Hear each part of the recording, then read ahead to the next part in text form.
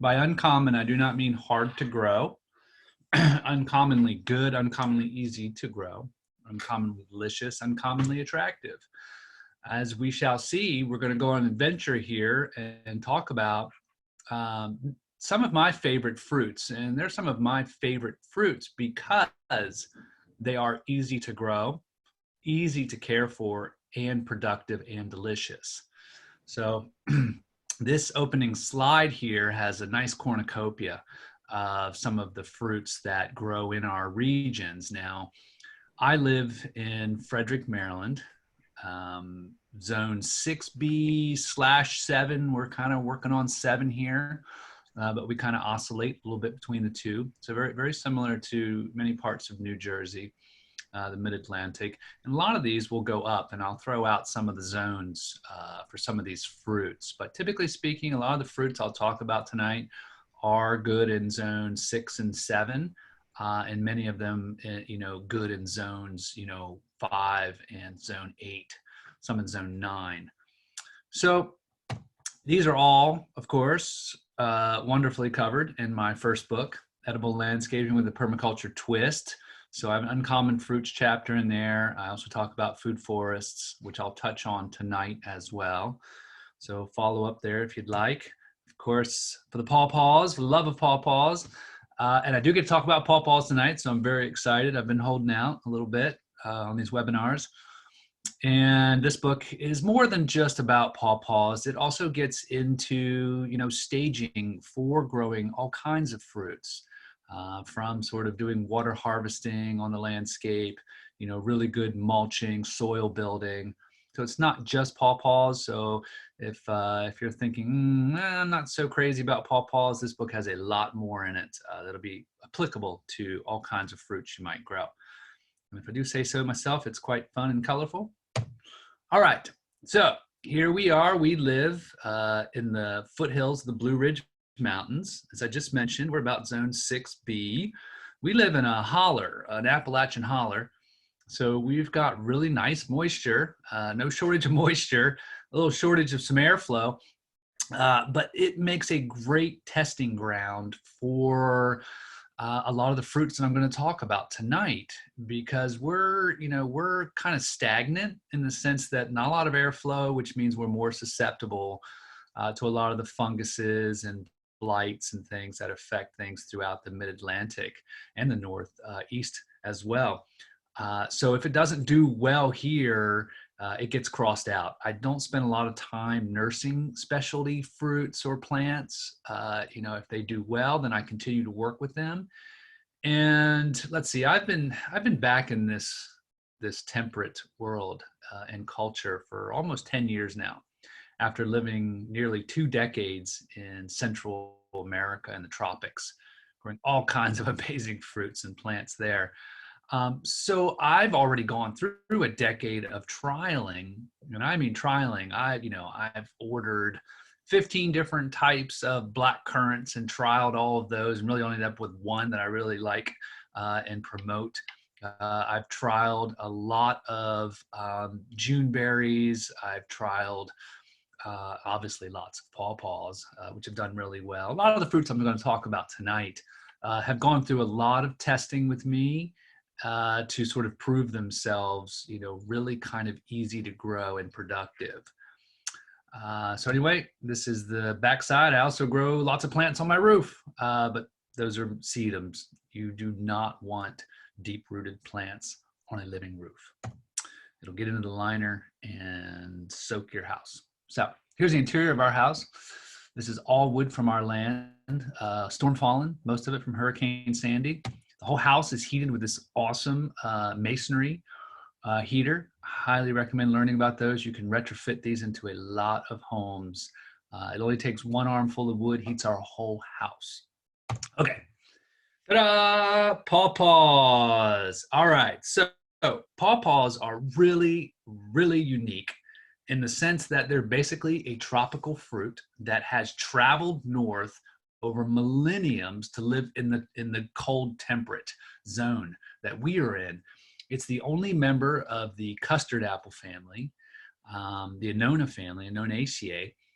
And so all its cousins are, like cherimoya, soursop, of course, the custard apple, bitty ba. And it has adapted by mostly kind of walking, behind and traveling behind the receding glaciers in the guts of mastodons and giant sloths and early, folks that lived on this continent as well carried this, and it has now developed to where it actually goes all the way up into southern Ontario, and fruits well in zone 6, 7, 8. Start getting 9, starts to get a little too hot for it. You start getting into zone 5, and it's possible, but you got to start playing with your microclimates and finding the right genetics, which means select seedlings for your region. So it's got a nice window. It is native to over 26 states, all the way out to Nebraska, all the way down to northern Louisiana, and then going all the way up to Michigan. So it's got a huge swath. It also is being grown successfully in different parts of the Northwest, in Korea, Japan, Europe. Everybody's realizing that this pawpaw is an amazing fruit that's also very adaptable, right? So it's genetically seeking how to grow itself in many conditions. So another misnomer about the pawpaw is that it only grows in shade. So I grow all of my pawpaws in full sun. Yes, full sun. So it has been most commonly found in the shade, in the woods, as an understory, tree or multi-stemmed shrub, so to say, where in dense shade, it may only be 6 or 8 feet tall, and it may just be a whole bunch of what we call suckers, right? With one mother plant in the middle, and then all its babies all suckering around and all genetically the same, right? But they're not fruiting. And that's a couple of reasons. It needs sun to fruit, and then it needs a genetically different plant to cross-pollinate with, right? So in the deep shade in the forest, the pawpaws often do not fruit. Bring them out to the edge of the forest. They get tall and lanky, and then they start to fruit as long as there's 2 genetically different plants to cross-pollinate with each other. You bring it out into full sun. Now you bring it out in full sun, it needs lots of moisture. That's the trick. So bring it out in full sun, whether it's lots of mulch, a hugelkultur bed, food forest patches, what we'll talk about in a little bit. They grow wonderfully, especially in our good rainfall of the mid-Atlantic. So in the full sun, I'll show you some pictures of how they grow and the shapes they take. But you get amazing amounts of fruit. You can easily get 35 to 50 pounds of fruit, a lot of fruit, off of a pawpaw grown in full sun that has good genetics, right? So this picture is showing some very nicely shaped sized pawpaws, the size of a large mango. Let me check my slides here. So the typical pawpaw, and this is actually kind of a smaller pawpaw. This looks like it might be a PA golden or even a wild pawpaw. I can't remember. And inside the pawpaw, there's a lot of large seeds. These are like big lima bean seeds. And then it's surrounded by this delicious custardy pulp that tastes like mango and banana and pineapple. It's exquisite. It's not like, maybe this tastes like a good tropical fruit. Bam, no, it's delicious. Like I said, I lived in the tropics for almost 2 decades, and I consider the pawpaw one of the best tropical fruits I've ever tasted. Again, this is when you're trying and eating some of the selected varieties. Now, by selected, I mean that these might have been some of the best that have been found in the wild, because some wild pawpaws are delicious, but you got to know what you're looking for, and you got to hunt a bunch, because a lot of wild pawpaws can be very small, full of these large seeds, not a lot of flesh. They can have bitter notes, and they can be tannic, and really not the prime experience that it can be. So fortunately, over many centuries, and certainly in the last 100 years, a lot has been done with cultivating and selecting the pawpaw. So there's a lot of these found wild pawpaws that are delicious. That would be cultivars like Sunflower, probably another one like PA Golden.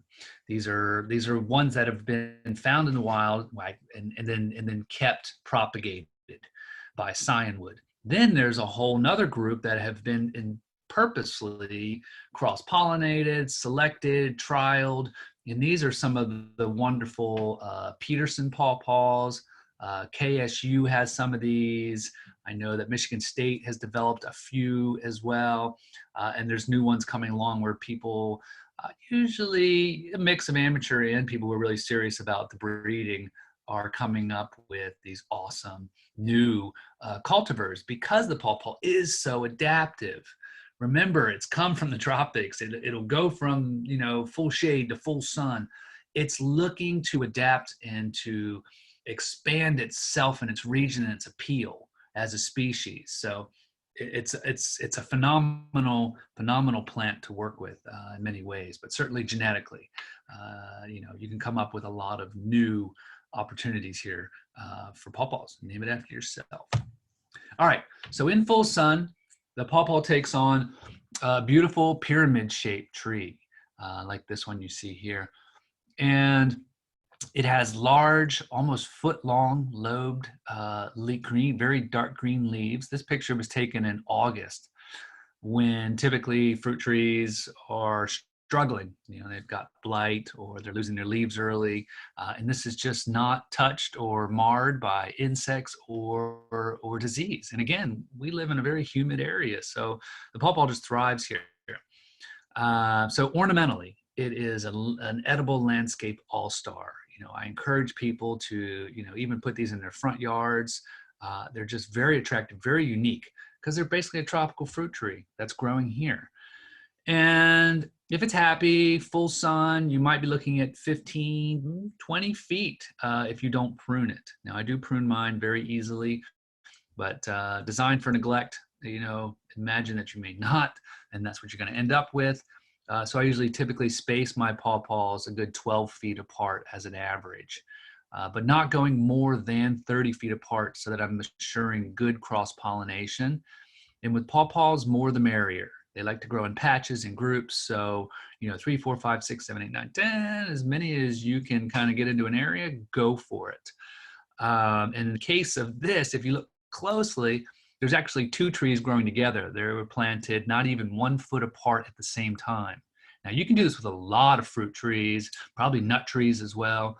If they're similar in their genetics, and you plant them at the same time, at the same size, they will grow together and they will work it out as one tree, so to say, and cross-pollinate themselves if that's needed. With the pawpaw it is. So right here, boom, limited space. Oh, you only got a little bit of room. Plant 2 pawpaws genetically different, whether that's 2 seedlings or 2 grafted cultivars. Plant them together and they will then, you know, work it out and give you lots of fruit. And then it has beautiful yellow golden foliage and a pretty habit even in the winter when all the leaves are gone. It's just a pretty tree when grown in full sun like this. Now, partial shade, it's going to be lanky. In deeper, you know, shade in the woods, it's just going to look like a bunch of shoots. All right, so there's your typical wild little pawpaw, right? And there's not a lot of flesh in that. That's mostly seeds right there. So, you know, the wild pawpaw is very important, but, you know, if you're going to grow one in your landscape and take the time to care for it and give it precious space, I recommend getting good genetics, whether that's what's called a select seedling, which means it's a pawpaw grown from seed that was collected from an orchard that has all grafted varieties, right? They come pretty good, pretty true, shall we say, to heredity, which means they're going to have largely going to have the characteristics of their parents. You know, so it's going to be 2 parents for a seedling, right? But if it comes from an orchard that's all grafted, you're going to be getting good genetics mixed in there. Now, you're not going to get guaranteed, you know, characteristics of one parent. It's going to be a mix. You want guaranteed, you get a grafted cultivar. So, you know, I'm a fan of select seedlings. I think generally, especially for the home grower, they're fine. They're typically less expensive. And if they're grown regionally, especially if you're kind of on the reaches of the pawpaw, say you're up in New York and it's getting zone 5A or so, you would probably want to find someone who was growing you know, pawpaw seedlings near you that said, hey, look, these are doing really well. They have good fruit and they're doing, you know, they're coming into maturity in our, shorter summer season, because the pawpaws, what they need is a warm, they like the warm summers, and humidity is helpful as well, at least consistent moisture. So they need that warmth. The tree will grow itself probably, easily up into zone 4, but you're probably not going to get fruit if you don't have that nice warmth. And they are pollinated in sort of mid-late spring by flies largely, though there's lots of other pollinators for it. But it needs to be some warmth around that time for them to pollinate well, or you get in there with your paintbrush and you can easily dab and move around and pollinate pawpaws yourself quite successfully. So if you're on that verge, think about hand pollinating as well. Okay, then there's these gorgeous select pawpaws. I believe this is a Potomac cultivar, one of Neil Peterson's. And look at that, it's over a pound 4 ounces. I mean, that thing's huge. And another thing you get with select pawpaws is less seed. So there's a thing called seed to pulp ratio. And in the select varieties, you're getting less seeds, maybe like 4 or 5% seed to pulp. So another big bonus to using a cultivar or select seedling is getting more of that delicious custard-like dessert. They grow in clusters. Shenandoah actually usually grows singly as a variety, but typically they grow in clusters up to like 9. So you can get like 9 pawpaws on a cluster, which you should thin. You should thin your fruit if you're getting, I would leave 2 or 3 per cluster. Hard as it is to thin fruit, I do recommend on a lot of fruit trees, especially with larger fruits, to thin them. It's good for the tree, and then it's good for the fruit you get. So let's see. And then it makes awesome pawpaw jam. So there's kind of 2 ways to experience the pawpaw: fresh, raw, uncooked. You really capture all the aromatic notes of the pawpaw. And then there's sort of heated or cooked, and it changes a lot when you heat it and cook it. You got to be mindful how you do it. But if it's done right, it becomes more, how should I say, more mature. You get more caramel notes, more rich, very autumn-like flavors to it, whether that's jam or a tart. So both have their places. Baking with pawpaws is a little elusive. It's actually hard to capture it if you bake it and mix it with other flours. But again, my book covers the recipes from A to Z, fresh, raw, vegan, whatever. It's all in there. So if you're really curious and you're a foodie, I definitely recommend checking out my book, because there's nothing else now out there that's as comprehensive about it. KSU does have a pretty good recipe thing, but it's kind of old school, lots of fat and sugar. If that's your thing, then KSU might be the recipe place. Well, I throw some fat and sugar in my book too. There's some cheesecake and other things in there, both vegan and regular. So anyway, sorry. All right, so the pawpaw has a very deep tap root, very much like a nut tree. And it does not like to be messed with. It's very fleshy and very brittle. You can see by this picture, the seed has germinated and it's already put down, almost a 9-inch taproot, and it's not even sent to shoot up yet. So it'll stick that root down before it even sticks up a shoot. So I'm a big fan of growing these in deep pots. I encourage people to grow them, I would say, in 12-inch deep pots or deeper, and to try and plant them out either the first year or at most the second year. If you're going to keep them for 2 years, I'd almost go, 14 plus inches on your pots. Otherwise, you're compromising the root. And even though a lot of people grow pawpaws in air pruned pots, et cetera, I'm in the camp that thinks that you should let the plant express itself as it wants to completely. If you do buy it in a smaller pot or air prune it or such, then it'll put out more feeder roots and probably eventually regrow that tap root. but it could be more susceptible to drought and stress, especially early in its life. And then you might affect its long-term productivity too, by having sort of restricted it in its early age. So I'm a big fan of keeping that root intact. And bare root pawpaws are hard to do. You can do bare root pawpaws, and there's a couple nurseries that do, but generally speaking, I would be very careful with bare rooting pawpaws. I would do it in early spring.